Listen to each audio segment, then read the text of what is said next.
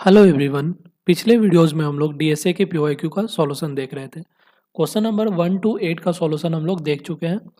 उसका लिंक आपको नीचे डिस्क्रिप्शन में मिल जाएगा, आप उसे भी देख सकते हैं।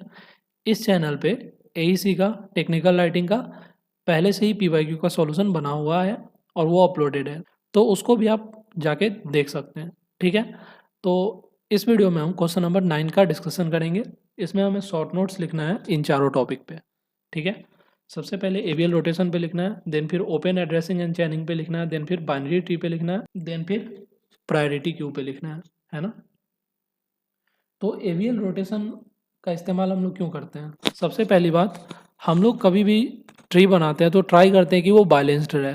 ठीक है, तो ट्री में जब भी अनबैलेंसिंग होगी तो हम लोग बैलेंस करने के लिए एबीएल रोटेशन का हेल्प लेंगे। ठीक है, तो किसी भी ट्री को बैलेंस होने के लिए उसका बैलेंस फैक्टर या तो उसके हर नोड का बैलेंस फैक्टर या तो -1 होना चाहिए या फिर 0 होना चाहिए या फिर 1 होना चाहिए। इन तीनों में से कोई अगर बैलेंस फैक्टर है तो फिर वो ट्री बैलेंस्ड है, अदरवाइज वो ट्री अनबैलेंस्ड है। ठीक है, तो उनको बैलेंस करने के लिए जो तरीका अपनाते हैं उसी को हम लोग एबीएल रोटेशन बोलते हैं।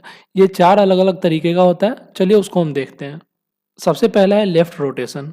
ठीक है, लेफ्ट रोटेशन में क्या होता है? When a node is added into right sub tree of the right sub tree. ठीक है, जैसे मान लीजिए पहले ये ए था और बी था।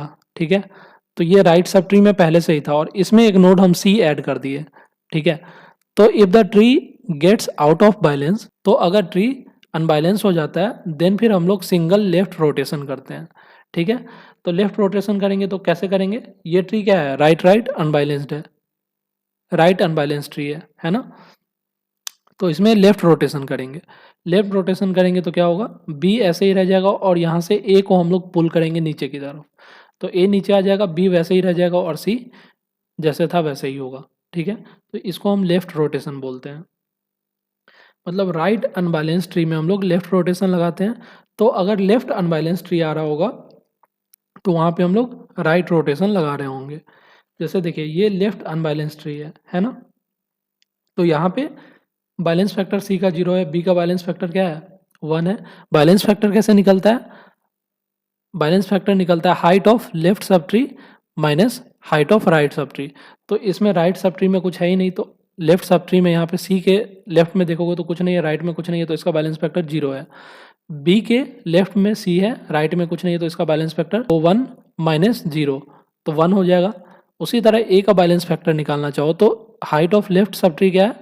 1 2, और राइट सब ट्री में कुछ नहीं है तो 0, तो 2 माइनस 0, इसका जो बैलेंस फैक्टर हो जाएगा वो 2 हो जाएगा। ठीक है, तो बैलेंस फैक्टर 2 हो गया, मतलब ये अनबैलेंस हो गया। तो ये लेफ्ट अनबैलेंस ट्री है, तो इसमें क्या करते हैं हम लोग? राइट रोटेशन लगाते हैं। राइट रोटेशन में क्या करते हैं? क्लॉकवाइज रोटेशन करते हैं।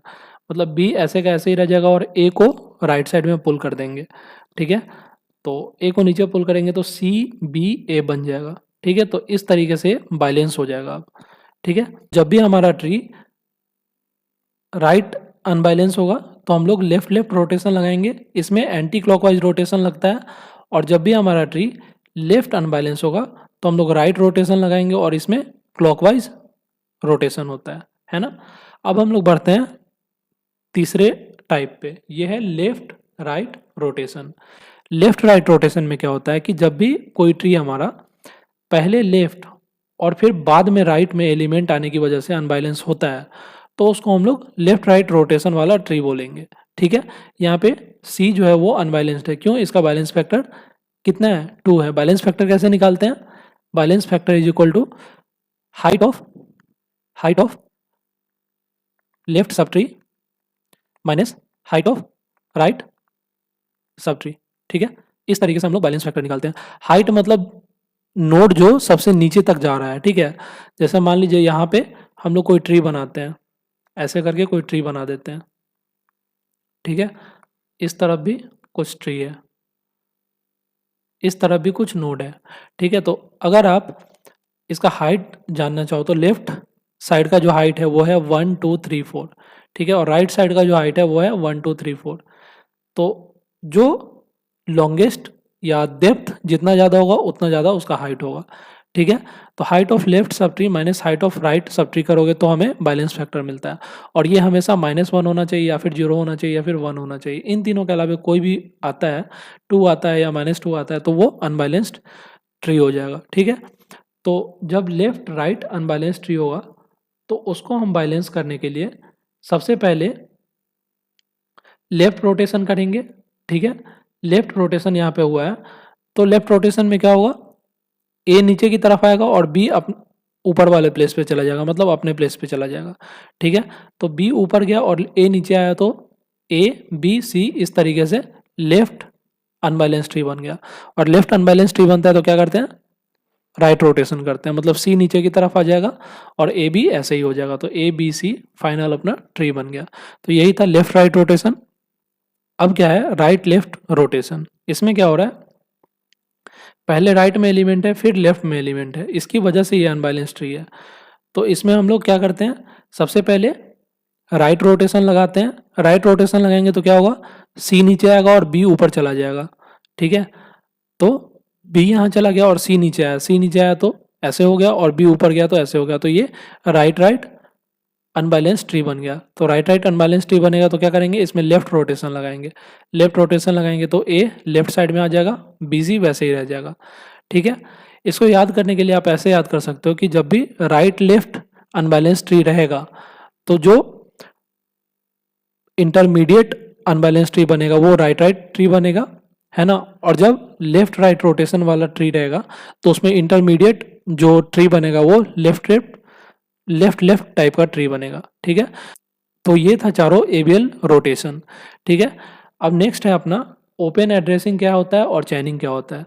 देखिए सबसे पहले कॉलिजन को रिजॉल्व करने का जो तरीका है वो ओपन एड्रेसिंग है या चैनिंग है। ठीक है। तो ओपन एड्रेसिंग क्या होता है, open addressing also known as closed hashing, closed hashing भी बोलते हैं, is a simple yet effective way to handle collision in hash table. Collision को हैंडल करने का तरीका है ना, पिछले वीडियोस में आप लोग देख भी चुके होंगे। Unlike चेनिंग it stores all element directly into hash table.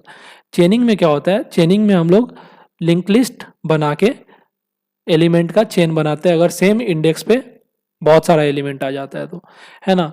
लेकिन ओपन एड्रेसिंग में क्या होता है, एलिमेंट को हम लोग हैश टेबल में ही कहीं ना कहीं सेट कर रहे होते हैं। ठीक है। आगे लिखा है this method uses probing techniques like linear probing, quadratic probing या फिर डबल हैशिंग।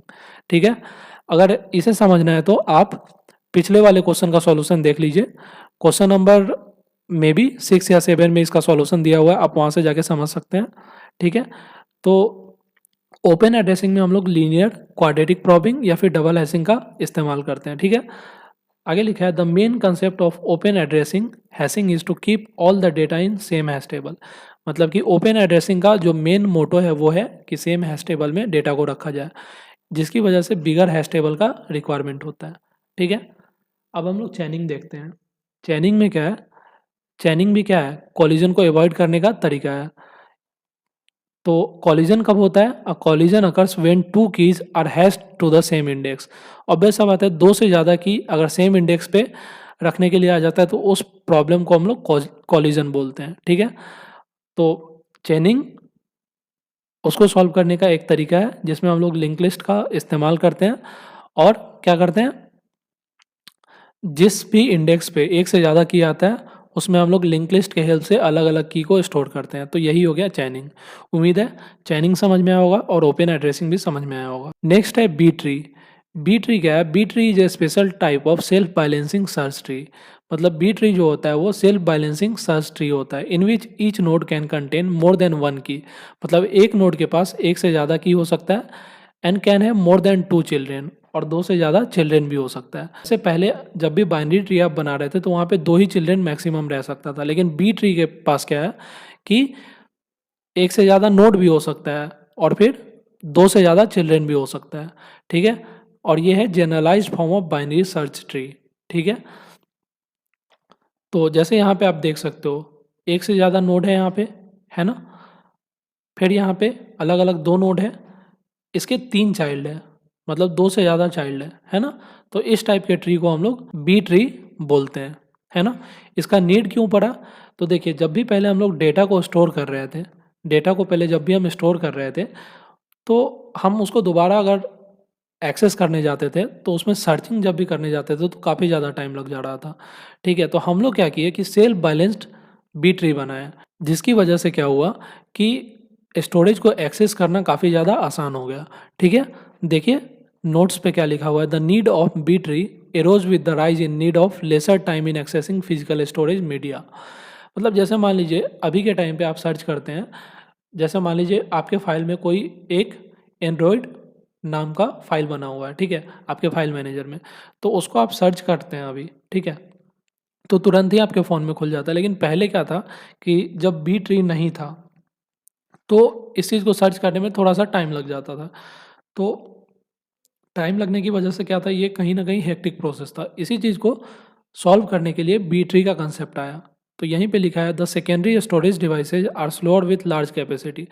सेकेंडरी टाइप का जो स्टोरेज डिवाइस होता है वो स्लोअर होते जाता है जैसे-जैसे उसका कैपेसिटी बढ़ता है। ठीक है, तो इसी प्रॉब्लम को सॉल्व करने के लिए बी ट्री आया और यहाँ पे लिखा है there was a need for such type of data structure that minimise disk access. मतलब फाइल को एक्सेस करने के लिए इस टाइप का डेटा स्ट्रक्चर हमारा टाइम को सेव करता है और हेल्प करता है जल्दी से जल्दी उसे एक्सेस करने में। तो यही था बी ट्री। नेक्स्ट है प्रायोरिटी क्यू। प्रायोरिटी क्यू में क्या होता है कि प्रायोरिटी के बेसिस पे एलिमेंट्स को अरेंज किया जाता है। ठीक है, यही होता है प्रायोरिटी क्यू। आप यहाँ से देख सकते हैं, अ priority Q is a type of Q that अरेंजेज elements based on their priority values. ठीक है, मतलब हर एक एलिमेंट का अपना प्रायोरिटी वैल्यू होता है, उनके बेसिस पे उनको अरेंज किया जाता है। Elements with higher priority values are typically retrieve before elements with lower priority values. मतलब जिस एलिमेंट का प्रायोरिटी वैल्यू ज़्यादा होगा उसको पहले प्रायोरिटी दिया जाएगा और जिसका लोअर प्रायोरिटी होगा उसको बाद में प्रायोरिटी दिया जाएगा। ठीक है, इन priority queue each element has a priority value associated with it. मतलब प्रायोरिटी क्यू में हर एक एलिमेंट के साथ उसका एक प्रायोरिटी वैल्यू होता है जो कि एसोसिएटेड होता है उससे। आगे लिखा है when you add an element to the queue. मतलब जब भी आप किसी भी क्यू में एलिमेंट को ऐड करते हैं, it is inserted in A position based on it's priority value. मतलब क्यू डेटा स्ट्रक्चर तो आप जानते ही होंगे, है ना।